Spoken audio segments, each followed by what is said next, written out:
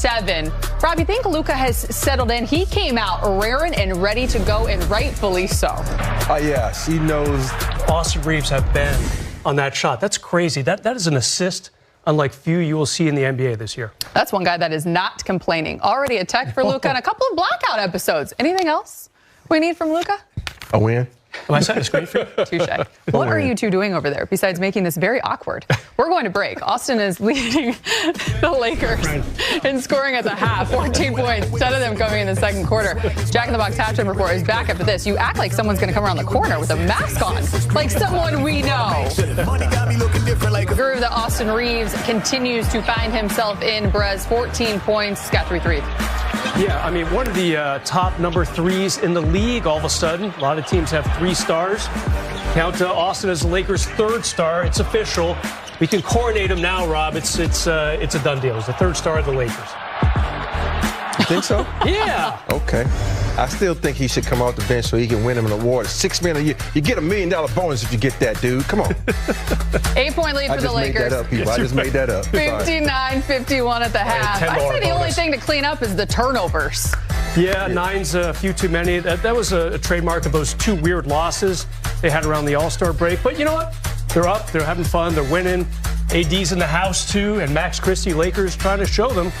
Guys, sorry, we're going to win this game. Only have one thing left to do. What's that? Wish producer B. Moore a happy birthday. Yes, B. Moore. Lakers, get the job done. That's for your biggest Laker fan out there. Sweet brother Dempsey. Brandon Moore. Yeah. Happy birthday to you. You're welcome. Enjoy the second half, everyone. Whoa. You know, but when you talk about Luka, I have 2 Lukas, and you know, there's Luka, your daughter, who's she's my superstar. I mean, Luka Doncic got to catch up. Yeah, Luka Doncic. Little Luka, yeah. A lot of work to get up to little Luke. So big game, Luka and LeBron. I want to talk about these two. They looked really good together in that Denver game. What jumped out to you, kind of watching them together? When great minds meet, when great players play together, you know, a lot of people think that's easy to do, but it isn't. So when great minds meet and they figure out how to defer to one another and allow each other to play each other's game in totality, and I think that's what we're starting to see. LeBron obviously knows how to do it. He's been in the league, you know, 22 years, Skeeter. And Luka's only 25, started watching LeBron when he was 5 years old. So when great minds meet and they figure out how to allow the greatness to flourish, you know, when to give him the ball and when LeBron's supposed to have the ball and play together, that's not easy to do. And they're starting to figure that out. You know, the other person that LeBron had great chemistry with, and we saw it and it led to a championship, is Anthony Davis. He was out here earlier. Yeah. We saw you guys chatting, and here's JJ on coaching AD earlier. I miss being around him every day. He's a fantastic human being, wonderful teammate. You know, for a guy who's a superstar, who's, you know, been in the Olympics and won the finals and been all NBA, probably had a decent amount of skepticism with a coach who's never coached before, a former podcaster, if you will. For him to just accept me and be open to a relationship and to coaching was big time. Speaks a lot to who he is as a person, and certainly miss him as a player. But you know, certain inside jokes we had, like he's just a pleasure to be around every day.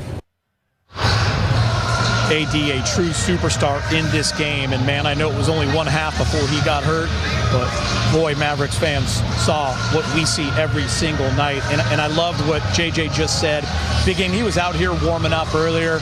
You took a moment to go talk to him. You guys shared a nice hug, and there's that smile. And listen, I know it was hard for him to leave, but just like Max, he's attacking that trade and said, let's go. And the Mavs are going to be good for it. Yeah. You know, we really miss AD and Max. I mean, AD was the catalyst of our defense, and that infectious smile of his. You know, he was just a big part of the Laker, you know, the Laker team.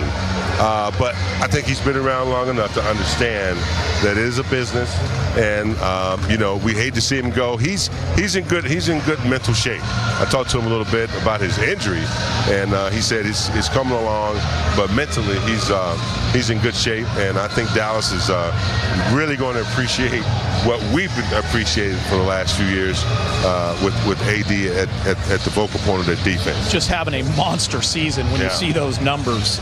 So I know Mavs and their fans are anxious to get AD back. Hopefully he gets some good news in a couple of weeks. Big game. This is going to be a lot of fun, man. Yeah. We noticed an hour ago just the vibe in here, and you can tell it's getting crowded, and it's going to be a fun one. Yeah, people are showing up early in an arena where known for coming late. They're here. They're ready to go. Great job, and it was nice to have Jeannie on the show, but now it's time to bring in our friends who are back in studio, patiently waiting.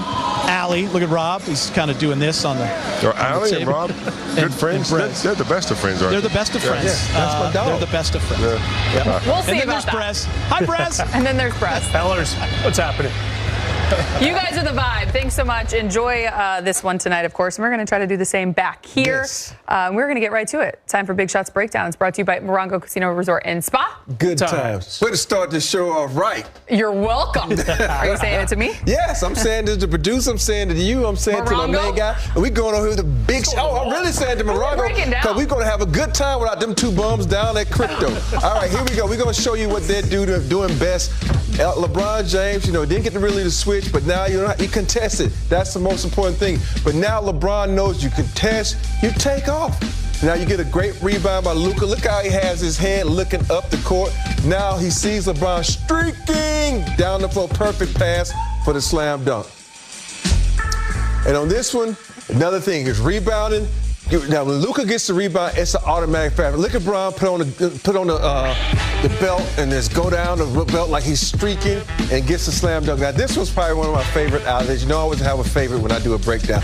Right here, he just step back, pull up, look at him, talk a little trash, 28 feet, three-pointer, and I ain't gonna say what he just did because that's a little sensitive subject around here. Now we got pick and roll. One of his patented move, pick and roll. He turns down the pick and roll, which causes Jackson Hayes to roll to the back. Due to the fact that he's rolling to the back, it causes the defender to try to take him. But Luka, with the great vision that he has, he knows that pass is not an option to Jackson Hayes, but he has two different options. He gets it to the best option, LeBron James. LeBron James does what's best. He doesn't settle for the three. He drives to the basket for the dunk.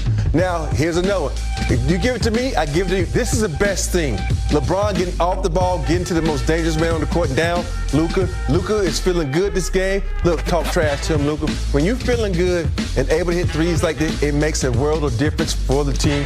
And when Luka finally getting into the rhythm, finally shaking off that rust, finally looking like this trade was worth it, he looks good out there now, Allie. We can say, great breakdown. We are on the same page. We can say finally all we want, but it still only took him 4 games, and it was not too shabby, 32, 10, and 7. Don't sleep on the defense of Luka, the 4 steals. You said don't sleep on the egg rolls.